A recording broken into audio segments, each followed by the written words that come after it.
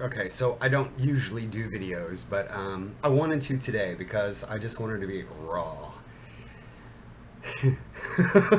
Philip is in the other room listening to me, so he might crack up on occasion because I've tried to do this a couple of times already, and it doesn't seem to quite work for me. I'm a better writer than I am a speaker. He said I should have bullet points, and I said no, what I really needed was a beer.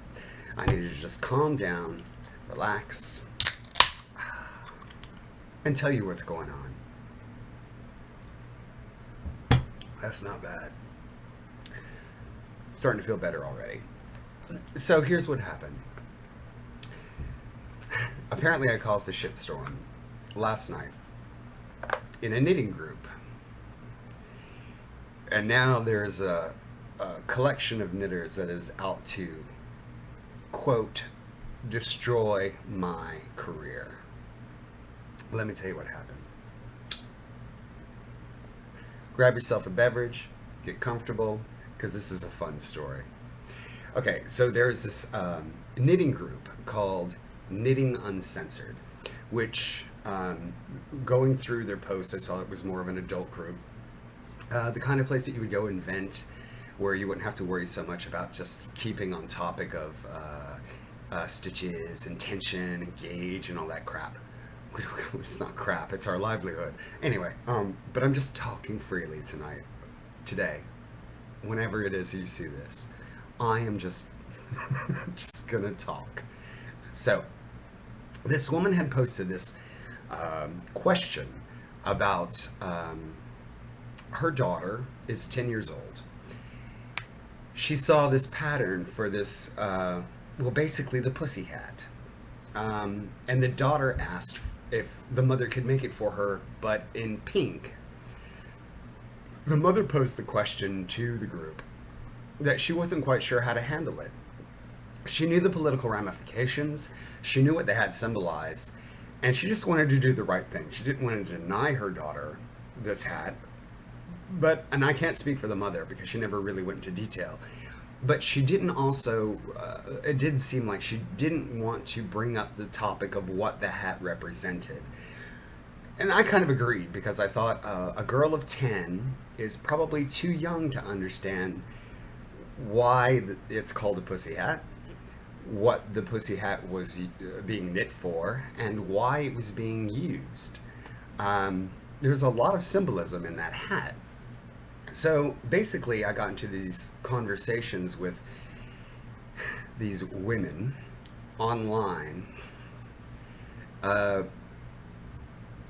And when I discovered that my point of view was being shut down because I wasn't taking the feminist approach, everything got nasty. I got nasty because, I've been through shit in a storm with no toilet paper.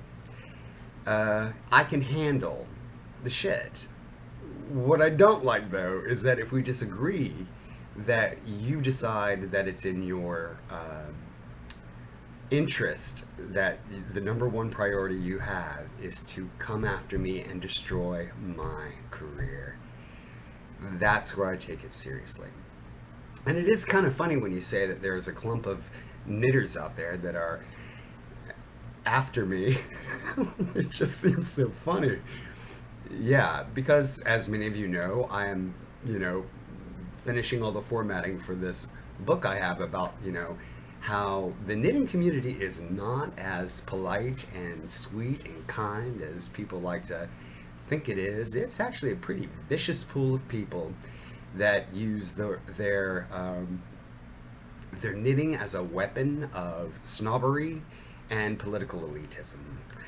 And I hate to put it that bluntly, but I'm afraid you just have to. So anyway, the conversations were going pretty as they would, tit for tat. I agree this way, I disagree this way. I didn't feel that it was an appropriate thing for the 10-year-old girl to be subjected to.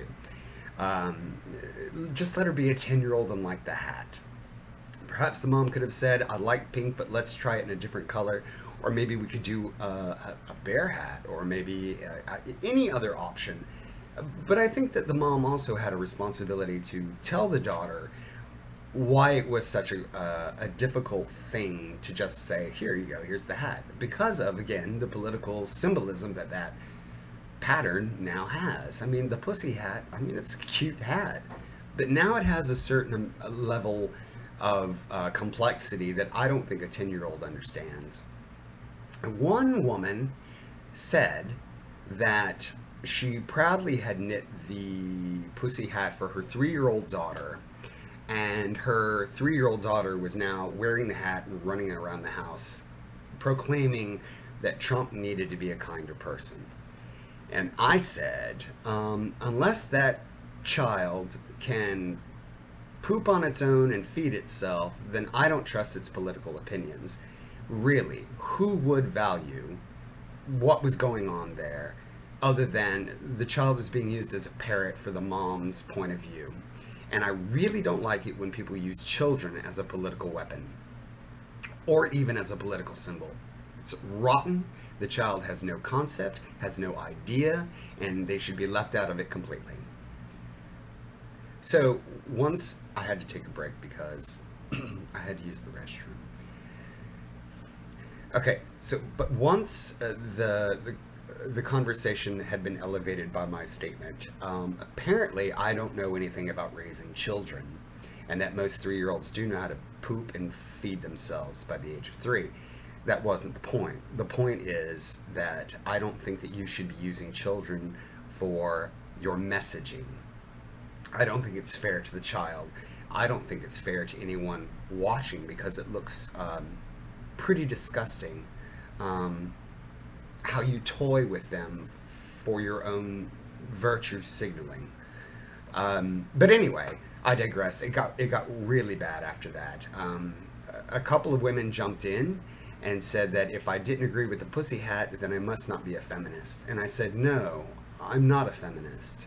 And one woman had said, well, if you don't believe that people have equal rights and equal treatment, then you're a misogynist. Something along those lines. At which point I could only really say, you know, we don't categorize these things as feminist or misogynist, or if you do or you don't know. You're good to all people, and that makes you a human being. It doesn't need these political labels like feminist or misogynist. It just needs to be encapsulated into this idea that we treat everyone as we would want to be treated ourselves. Now, when you tout the line of feminism, this new branch and wave of feminism has nothing at all to do with the original concepts of feminism. You have seen these videos all the time, you've seen these articles all the time, but it doesn't seem to clearly get to the point of what many of us have tried to say. Your feminism is behaving much like fascism, and if we don't want to agree with your opinion, then it's because we're men and we're the paragons of misogyny, as people were telling me. One woman got really cross with me about my use of the word sweetheart in order to kind of convey, because that's just the way I talk. I'm from the South. It's just the way we do to calm the tension. It's an easy way to say, well, let's take a break. Sweetheart, just a moment. Apparently, that was sexist of me, and I was going to be given a thrashing. And when one woman said, so did you just really call her sweetheart? I said, yes, I did. I'm from the South. Another woman said, well, I'm from your hometown, and I understand exactly what that word means. I said, I'm from Savannah. She said, did I fucking stutter? It took me a moment, but yes, the only valid response to that could be, are you always a bitch, or did you just have a bad day? How does one respond to that kind of, it was a vicious, quick attack, at which point I had to give her one back. Again, been through shitstorm without toilet paper. I really, really won't take nastiness from anyone. I don't deserve it, nor does anyone really. But I think when confronted with that kind of ridiculous anger, the only thing you can do sometimes is hold up a mirror. So I gave her the biggest, fattest, no pun intended, largest, dirtiest mirror I could find, just to show her just how ridiculously nasty she had been. It didn't stop there. This is all so funny. Okay, so because I called her a bitch, she made a point of letting me know, and many other women did as well, that you're not supposed to do that. You're not supposed to talk to a woman like that. And I disagree. I almost said, sweetheart, if you want to be treated as an equal, I'm going to treat you as an equal. I would have said the same thing to a man.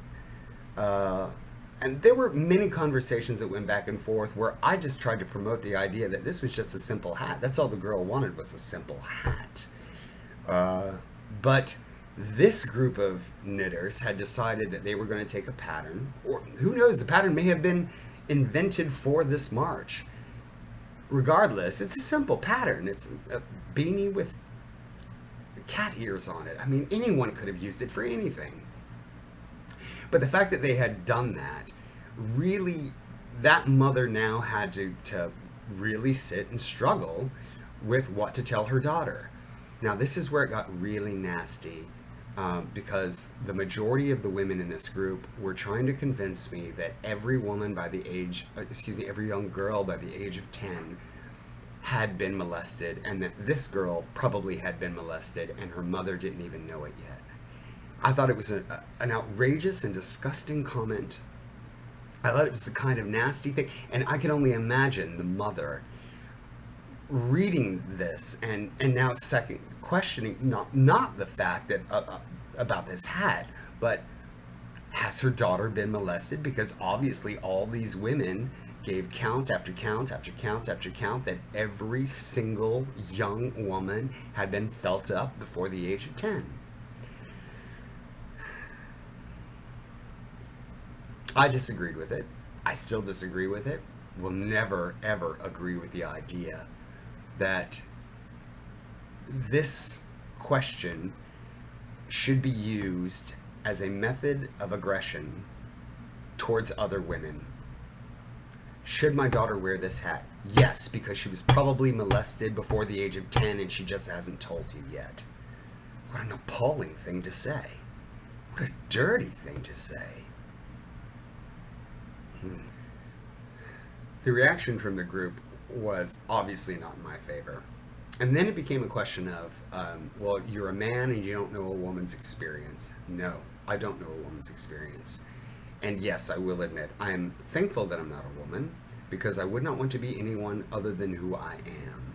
If I had been born a frog, I would be happy being a frog. I am happy in the skin I am in. So yes, I am happy to be this one and this one only, and would not pine nor even hope to understand or experience that of a woman's life. But nor do I think that every woman has the same experience. But these are the louder ones. And again, I have to stress, this is a knitting group. A knitting group that has decided to take on the form of fascist feminism. I'm not going to candy coat it. That's the way I look at it. They have no interest in helping people. They have no interest. It's self-indulgent. It's a desire to be seen as, again, with virtue signaling, this interesting parade of people now that if you don't agree with them, they will shut you down and destroy you in the name of something like feminism. I'm not allowed to speak honestly and openly and harshly, and sometimes I am harsh, to another woman for fear of retribution, that I am therefore being a sexist misogynist because I called her a bitch. And I did call her a bitch, and I called her a bitch again after that, because she kept saying that if I didn't write with my dick, other publishers would come along to pick me up. She claimed that she had a book deal and her Amazon ratings were this and that, and I was not a real writer. Yeah, oh, not a real writer. It doesn't break my heart, I just did that for effect. But it was this whole entire decision on their part to gang up on the singular man in the conversation and blame me for how it had gotten out of control. Now, maybe I did help perpetuate it, but I did so by bringing an honest opinion into the mix. I don't think that 3-year-old girl knows what she's talking about, and she's being used as a puppet by her mother. I don't think it's appropriate for the 10-year-old girl to really know and understand what this whole feminism thing is, especially if the mom is already questioning, I don't know if I want to make this for my daughter. And maybe I did step it up a notch by being a little more aggressive in my tone because I wanted to fix a situation that I thought warranted it. I was being treated as the man in the group who just happened to be there, and all eyes were on me. And then there was some discussion about my being a man made this conversation invalid, and I have no interest in the plight of the LGBTQ, and again, I'm the paragon of masculinity, and all I could really think was all those years I was called a faggot or negated. Now that I'm a real man, women hate me, so therefore I'm a real man. I don't think women hate me, of course I don't. These particular women do, because as one of them shared an article with me about, again, why you can't call a woman sweetheart, it was pretty much a concept of everything that was wrong with a man, but nothing wrong with a woman willing to accept a compliment. If I should say sweetheart, it doesn't give any aggressive tone. It's not sexualizing and demoralizing. We're getting off topic. I got a little upset because they banned me from that group. Knitting Uncensored, where pretty much everything is allowed, except a difference of opinion.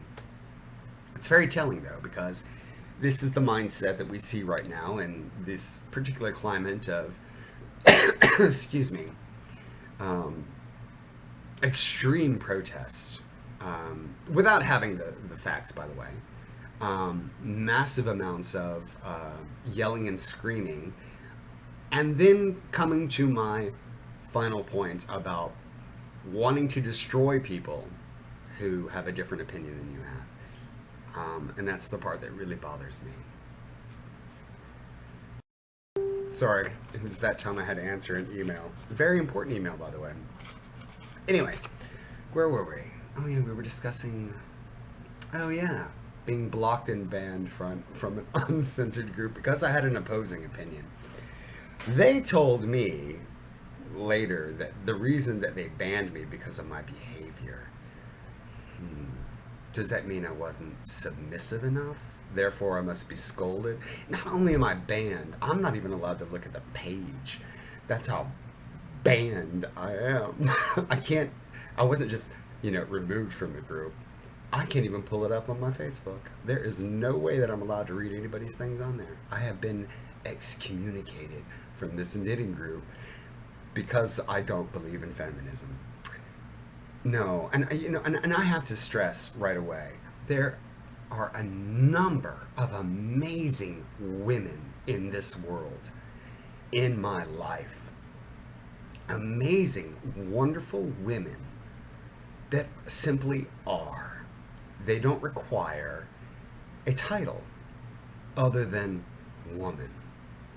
They don't need to be categorized in an angry, subjective group of people whose only real focus we have seen is not for equal rights, but to demonstratize and harm people that don't agree with them. Oh, I'm gonna get shit for that one too, I know I will, but this is who I am, and if you have followed me for a long time on my blog, you know where I'm coming from. I do believe in egalitarianism. I do believe in compassion and care.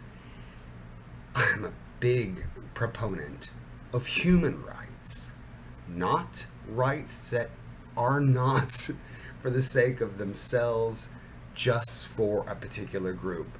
Because as we often say, it's not equal rights you want, it's better rights or different rights. Again, I've gone off topic, but I just want you to know that if a man says, or even if a woman says she's not a feminist, it doesn't mean they don't believe in equal rights. It just means that they don't believe in the approach in which feminism is taking those rights to task. Their protests are, as one woman said to me, they're supposed to be inconvenient. Well, that's not helping anything. It's really not. The best feminist I know, you would never know. Because they simply are who they are, and they're kind to everyone, and they just, in their own kindness, garnish the same respect from other people that they bestow upon others. With that said, I was banned from the group, whatever. I posted a piece on my own Facebook, a question of my own, if other people had problems with knitting groups, and if they had the same experiences. Now, I didn't mention what my experience was. I just wanted to know what other people's experiences were. Excuse me while I light this cigarette. A lot of people had the same philosophy, that it was too politically oriented, and that if you didn't agree with the political message of that knitting group, you got shunned. You got asked to leave. And the same person that had the disagreement with me in the Knitting Uncensored, I'm always going to chuckle when I say that, the Knitting Uncensored group followed me to my page and continued her rant against me. She made it perfectly clear in quite a few posts that she had the screenshots from our conversation and was willing to publicly put them out there. Which I find funny, because if you're willing for the public to see them, you wouldn't have banned me. I just think that's funny. She also said that she had taken down bigger brands than me before and was willing to do it now. That she was willing to publicly humiliate me and destroy me. At which point, I said, this is why I called you a bitch. This is why you're being a bitch. Do you really want to go after me and my career for the sake of some vanity? And she said, it wasn't because we had a disagreement. It's because of your behavior. And see, here again, it's not just the fact that you disagree with them, but possibly because I actually made a few points. I possibly could have. Who knows? That's up for the reader to decide. Do I want them out there? I guess. Do I care? I guess. But at this stage and at this point, if someone is going to come after my career and try to destroy my brand, like I'm a brand. Anyway, if anyone is going to try and do that, then I have to think at some point, maybe it's time to change up the game. I don't want to be the kind of knitter that just kowtows and says, I apologize. I'm so sorry. Because I'm not going to apologize. There's nothing to apologize for. I had an opinion. We had a fight. I'm not apologizing for that. I stood my ground.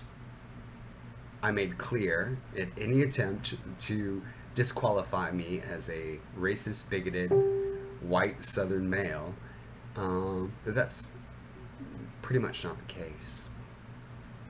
I made a point when someone asked a question, what are your thoughts on this? I gave my opinion.